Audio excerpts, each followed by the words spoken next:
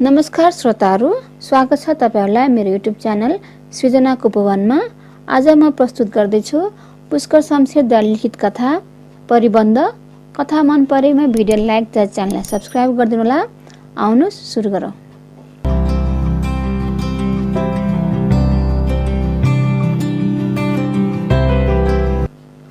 Runny र उसकी स्वास्नी सेती बेलुका इष्टमित्र कहाँ गएका थिए। उही खानपिन प्रशस्त भयो।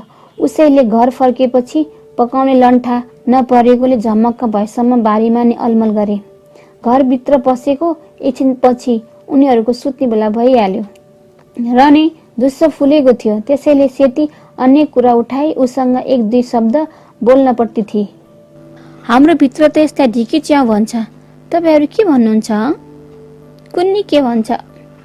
यसले त कपाल चोर्छ रे हो। नजिकैको जुत्ता टिपेर रनीले किरोलाई मार्न उठायो। उसकी स्वास्नीको नमारालाई तेरे नलाई एकै चोटमा भुत्तुक्क पारिदियो। हरे नारायण वैकुण्ठ वास होस्। अर्काले भनेको कति नमान्ने, छि कतिको पाप लाग्यो बाबै। जति लाग्छ लागोस्, उता गुनुगुनु गरेको सुनिन्छ। अर्को साथी रहेछ क्यारे, मेरो मेख मान्न ल्यायो होला नि एउटी ठिटी। पल्लो कोठामा के गरुङ्गो चिज ढुङ्ग गरी खसेको आवाजले रनीको निद्रा खुल्यो। सेतीको निद्रा अघिदेखि नै गद्र्याक गुद्रुकको आवाजले खुलिसकेको थियो। दुई तीन पटक सुस्त रनीलाई घचघच्याई, तर उसको निद्रा खुलेन। यो कुरा खसमलाई दबेको स्वरमा भने। दुवैजनाले वाल्ल परी उतापट्टि ध्यान दिए। त्यसपछि अरू केही आवाज सुनिएन। बिस्मरको खण्ड हुनाले सानोतिनो आवाज सुनिँदैन थियो। रनीले टुकी बाल्यो। किलामा सिउरेको भोटो झिक्यो अनि लाउरे मोराले के विध्वंस गर्न थाल्यो ए भन्दै तुना बान्दै ढोका बाहिर निस्कन लाग्यो। उसकी स्वास्नीले रोकी। अघि जुधेर पुगेन, फेरि जुत्न मन लाग्यो, भइगो नजाऊ। छडछड दैलोको पलबाट मात्र च्याउँछु। जति यो हाम्रो घरमा। ओहो, को रहेछ ह त्यो? को ठमाउन सकिन। त्यसको कोठाबाट एउटा मान्छे फुत्त निस्किएर भाग्यो। स्वास्नी मान्छे? लोग्ने मान्छे, टोपी देखे, निको चाल छैन है। दुवै जोइपै आँगनमा निस्की लाउरेको कोठातिर गए। ज्यादा अँध्यारो नभए तापनि नजिकै पुगेपछि मात्र ढोका वाङ्ग देखे। भित्र चुक घोप्ट्याएको जस्तो अन्धकार थियो। निकै बेर कान थापेर सुन्दा न स्वाफुवाको आवाज न अरू कुनै आवाज आयो। रनीको मनमा लाउरे त्यहाँ छैन भन्ने पक्का भयो। लम्केर आफ्नो कोठामा गई टुकी ल्यायो। देख्यो खाटको ओछ्यानमा सिरानेर ठुलो नाङ्लो जत्रो रगतको टाटा परेको। टुकीको दोछायाले दोब्बर बढाएको लाउरेको अथुलाएको शरीर खाट अगाडि भुइँमा पस्रिएको। चिउडो घाँटी गर्दनमा खुकुरीका ठुल्ठुला घाउ भए तापनि घोक्रो नछिनेको। एकोरिएका आँखाले शून्यतातिर हेरी शिर हानिरहेको। अब सेतीले सम्झे। एक दुई पटक हानेको आवाज झटक्क पनि उसका कानमा परेको थियो, तर त्यसबेला खुकुरीले काटेको भन्ने मनमा अंश नै थिएन।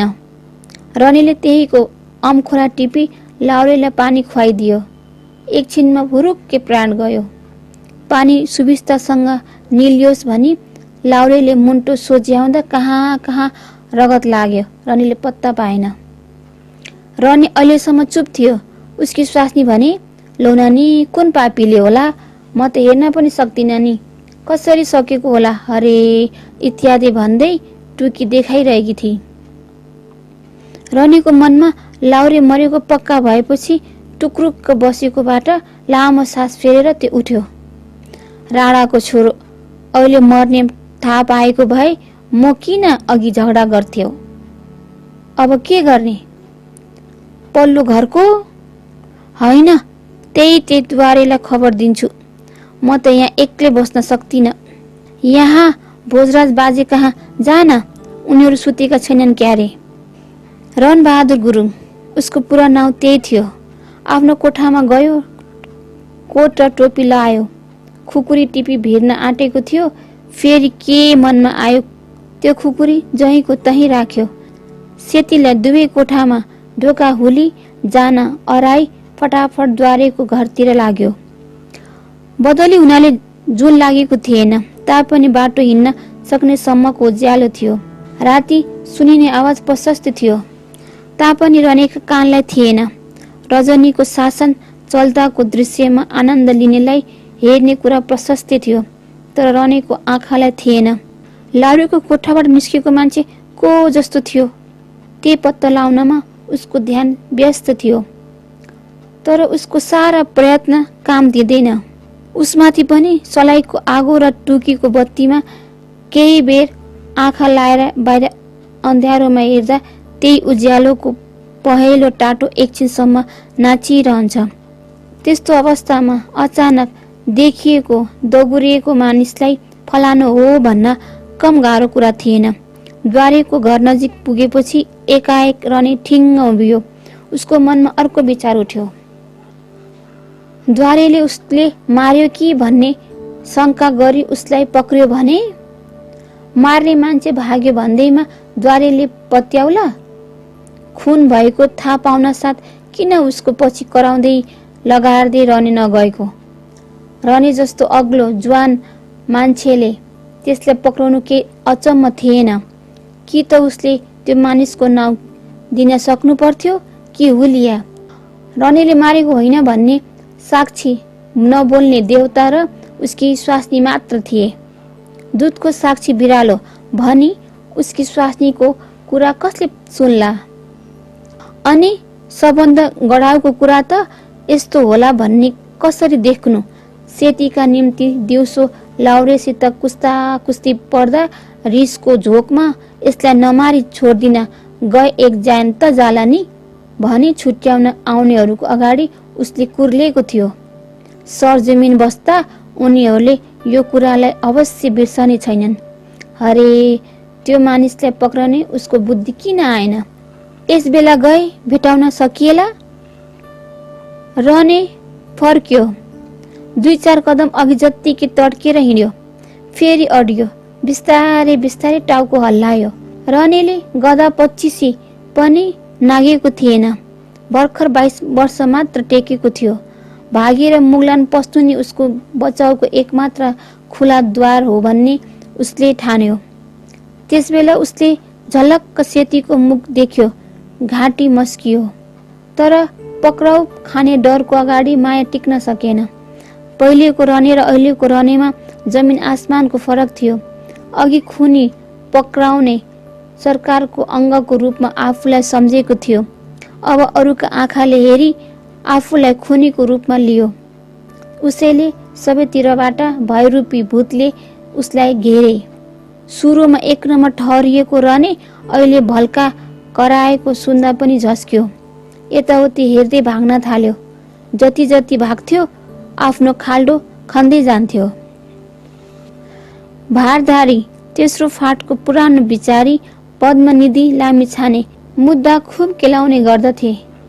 झौरियाहरूसँग सधैँ मिठो मसिनो बोली गर्ने उनको आदत बसेको थियो।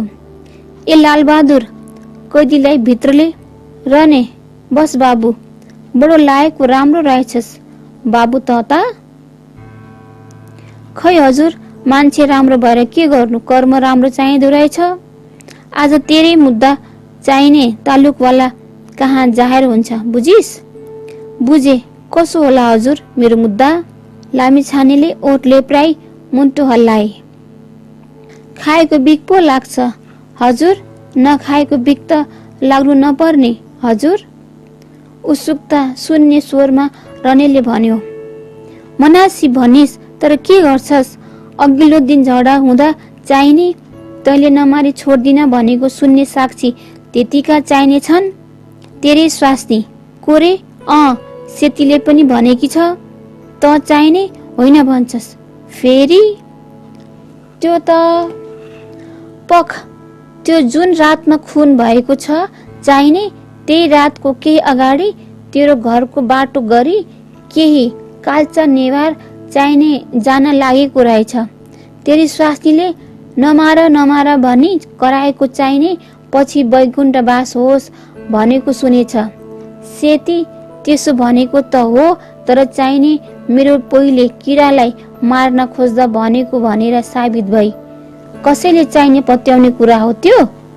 तैँले चाहिने त्यो कुरा भनेको होइन भनी इन्कार गरिस्। त्यो त हजुर डरले पहिले होइन भन्यो, पछि त। मेरो कुरा सुन, पछि साबित भइस् त्यो गर्नाले झन् के भो? चाहिने इन्साफ गर्नेहरूलाई भएको कुरा पनि त चाहिने ढाँट्दो रहेछ भने खुन गरेर चाहिने इन्कार गर्न कत्रो आइतबार भयो भने बुँदा पक्रन सजिलो भयो। फेरि सेतीलाई हातपात गरेकोले मर्ने माथि तेरो रिस पुरा चाहिने देखियो।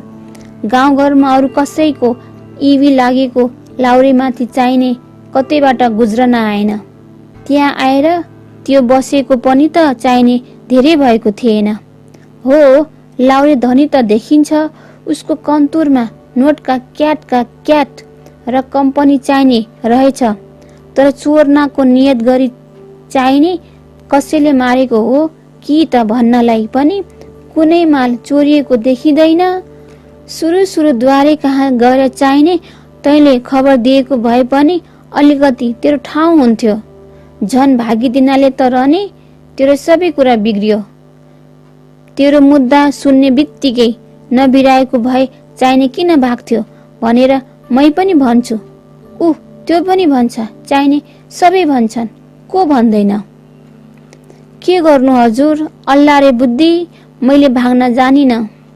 स्वास्नीलाई तानेको देख्दा रिसले आँखा देखेन, त्यसमाथि म जाइ लागे।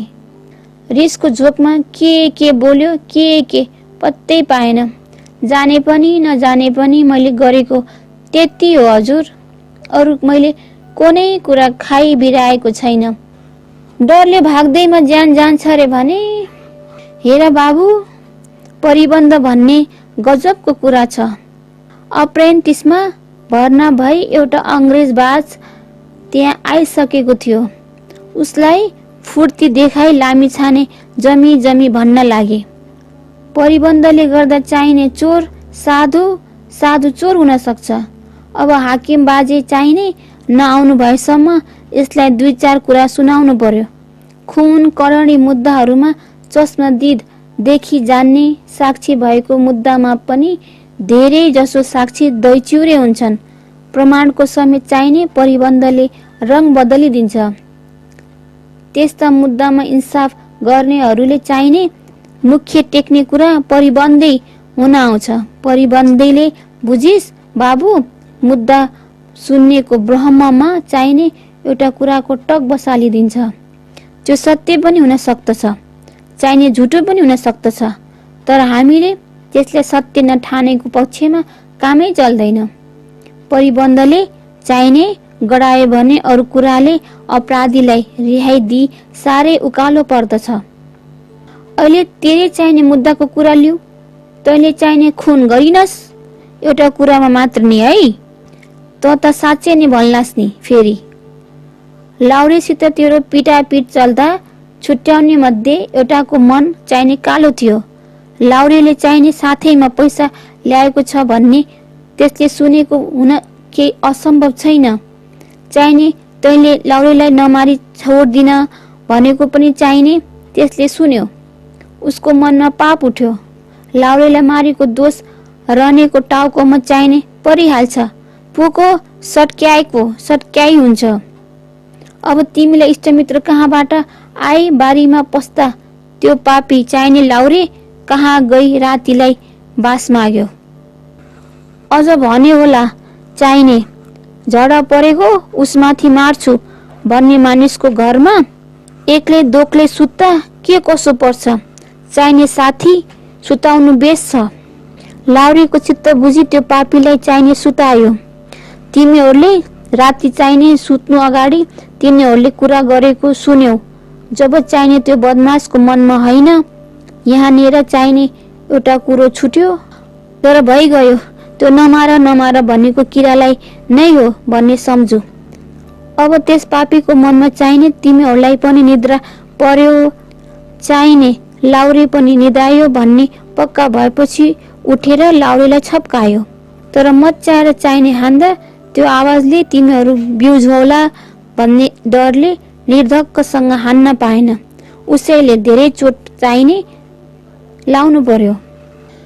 लाउरे चलमलाउन चाहिने छोडेपछि घोक्रो छिनाउन पट्टि त्यो चाहिने लागेन। उसको ध्यान त जसरी हुन्छ चाहिने चाँडो कन्तुर खोली भयभरको गुटमुटाई चाहिने भाग्ने पट्टि थियो। तर कन्तुरमा साँचो मिलाउँदा मिलाउँदैमा चाहिने लाउरी छटपटाई खाटबाट तल खस्यो। त्यसको ठुलो आवाज आयो। बदमासको मन चाहिने हडबडायो। झन् तिमीहरूपट्टिको आवाज सुन्न साथ त त्यसको होस गुम भयो।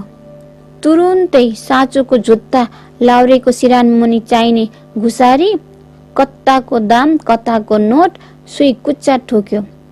त चाहिने सोझो गुरुङ पानी खुवाउँदो भएको हात र पटुकामा चाहिने रगत लाइस। त्यो थाहा पाएको भए धुन्थिस होला। थाहा पाइनस्?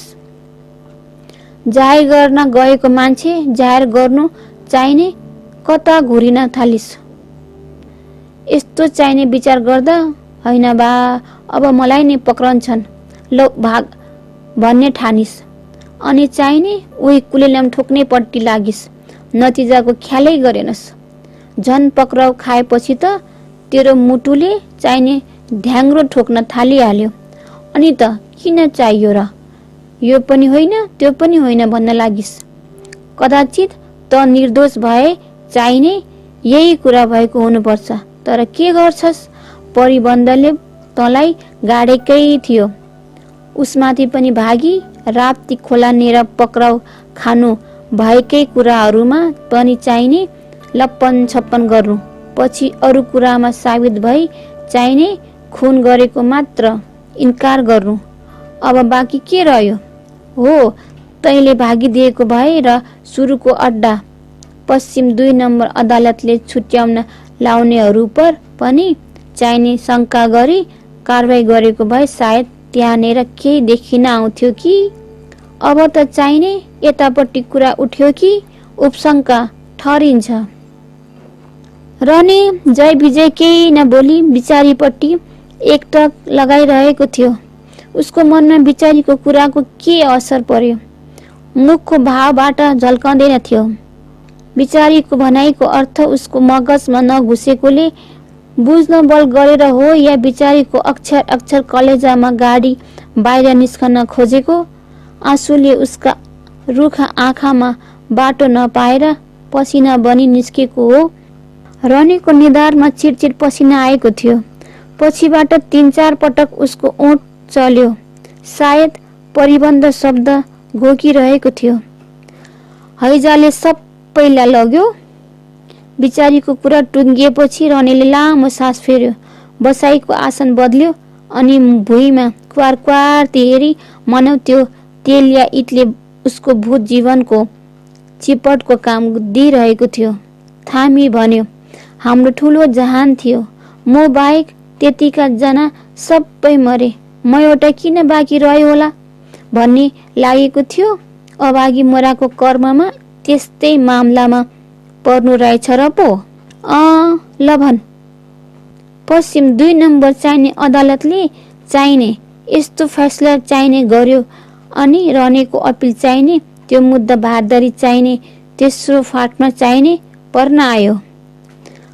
जति व्रत धक मान्यो उति धेरै लामी छानेलाई चाहिन्थ्यो। जहाँ सुब्बा बाजेले पनि चाहिने सबै प्रमाण परिबन्धबाट चाहिने सदर गर्नुभयो, उताबाट चाहिने भइगयो। सबैले सदर गरे होइन? अनि इन्क्वायरी हुनाले चाहिने। ल सोध न, त्यो के भन्छ? सरकार गुरुङको छोरा अन्यायमा मर्नुपर्ने होइन। रनेले हात जोडी करायो। मैले कुनै कुरा बिराएको छैन सरकार। नबिराएको भए किन भागिस लाटा? सरकार त्यति भाग्न मैले जानिन छु। अब के गर्छस् बाबै? सबैले तँलाई ठर्याएर ल्याएछन्। रनेको बाटो बयानी उसको मुद्दा के भयो उसैबाट सुन्न सेती पहिले लुमडीमा कुरिरहेकी थिए। तर मन भुटभुटिएकोले एकै ठाउँमा स्थिर गरेर बस्न सकिन। घरि ऊ धरहरानेर पुग्थे, घरि बाघको ढोकासम्म जान्थे। हिँड्दा हिँड्दा खुट्टा गले, सडकमा हेर्दा आँखा टट्याए। आखिरमा जङ्गबहादुर महाराजको शालिग किनेर बाघको पर्खालमा अडेस लागेर सेती बसी। एकछिन त उसको मनमा रनीले रिहाई पाएको आनन्द झुल्क्यो, अनि बिस्तारै बिस्तारै निराशाको कालो बादलमा बेपत्ता भयो। केही बेर रनीसँग पहिले भेट भएको घटनातिर उसको मन डुल्यो। गुरुज्यू कहाँ बस्दा उसको नाउँ रामबदन थियो। रनी उसलाई राम भनेर बोलाउँथ्यो, अरू भने सेती सेती भन्थे। अरूका लैलैमा लागि गुरुज्यू कहाँबाट निस्किएर घर जाने साथी खोज्दै थिए। केही दिनपछि बानेश्वरमा रनीसँग उसको भेट भयो। रनी आइमेसँग कुरा गर्न साह्रै लाज मान्थ्यो। उसले नै बोलाई पूर्व खोला जाने मान्छे रनीलाई थाहा थियो कि भनेर सोधी। कुरै कुरामा हैजाले रनीको जहानै मरेको हुनाले रनी एक्लो भएको, घरको अवस्था निकै बलियो भए तापनि रहरले रिफिलमा भर्ना भएको इत्यादि हाल उसले थाहा पाए। जति जति रनी शर्माउँथ्यो उसको मन उति त्यसपट्टि लहसिन्थ्यो। आखिरमा रनीको दशैंको बिदा नजिक हुनाले सँगै उसको घर हेर्न जाने कुरा उसले पक्का गरी। उहाँ पुगेपछि उसलाई रनीको घर मन पर्यो। अलि दिन उही बस्ने भई अनि एक्लै कोठामा सुत्न डर लाग्यो। आफै रनीको कोठामा सरी। रनीले उसैबाट प्रीति सिक्यो, उसैलाई त्यो प्रीति दियो। सिक्रीको स्वार्लङ्ग स्वार्लङ्ग आवाजको झझल्कोले उसको दिवा स्वप्न भङ्ग भयो। अघि पनि 2 पटक यस्तो झझल्को उसका कानमा परि उठेर हेरेको व्यर्थ भएको थियो। तापनि जर्याक जुरुक लुमडीपट्टि हेरी। नभन्दै उताबाट अरू मानिसहरूको बीचमा नेलको सिक्रीमा बाँधेको डोरी दुवै हातले माथि उठाई रने बिस्तारै बिस्तारै आउन लागेको रहेछ। 4 वर्ष अगाडि पहिलो पटक त्यो तमासा देख्दा उसको छाती रहेको थिएन। जे कुरा पनि अलिअलि गरेर पस्दो रहेछ। अहिले त्यो दृश्यले सेतीलाई एउटा हल्का चस्का मात्र दियो। गजब, अघिको सेतीको खुल्दुली कहाँ गयो? जुन प्रश्न सोध्ने उसको इच्छा थियो त्यसको जवाफ उसको आफ्नै हृदयले दियो। सदर। त्यही पनि रने नजिक आएपछि सोधी, के भयो? अघिदेखि रने निहुरेर हिँडिरहेको थियो। सेतीको स्वर सुनेर पुलुक्क उसको मुखमा हेरी थामियो। के बिर्सेको अनुहार लगाई सेतीलाई हेरिरह्यो। सेतीले दोहोर्याएर सोद्धा मात्र जवाब दियो, सदर भो। सेती बिना आँसुले रुन लागि। जान दे। क्षितिजतिर हेरी सिक्रीको डोरी हातमा बेर्दै रनेले भन्यो, जन्मेपछि एक दिन मर्नुपर्छ, ढिलो चाँडो मात्रै हो। अब दरगाहमा बुझाउँला। परिबन्ध भन्दो रहेछ। परिबन्ध भन्या क्या हो? फेरि स्वास्नीतिर फर्केर भन्यो, म यस्तो भइहाल्यो राम, तँलाई जहाँ बसेर। रनेको चिउँडोमा केटाकेटीमा भर्याङबाट लडेको खत थियो। त्यही खत वरिपरिको मासु चाउरेर काम्यो। नाकको पोरा फरफरायो। आँखा भने सुक्खै थिए। सुख हुन्छ बसेर खाई जिउ गर। रने 1-2 कदम अघि बढ्यो। फेरि अडी सेतीतिर फर्केर हँसिलो मुख लगाई भन्यो, मलाई एउटा कुराको सन्तोक भो। रेजिमेन्टले मैले मारेको ठाने पनि तेरो मनमा त म चोखै छु हगी। सेतीले टाउको हल्लाई। रने गएको सुनि पछ्यौरीबाट मुख झिकी सेतीले हेरी। स्वालङ्ग स्वालङ्गको आवाज झन झन सुस्त हुँदै गयो। तर रनेको लामो गर्दनमा गलबन्दी नाचेको उसका आँखामा घुम्न र मलाई एउटा कुराको सन्तोक भो भन्ने बोली उसका कानमा गुन्जन छोडेन। उसको कलेजाका खाटाहरू उब्के। अघि रनेले कुरा गर्दा पनि नगिरेको आँसुको बलिन्द्र धारा छुट्यो। आवाज सुनिन छोड्यो, रने देखिन छोड्यो। त्यही पनि सेतीले आँसु नपुछी एकनाससँगै उतै हेरिरही।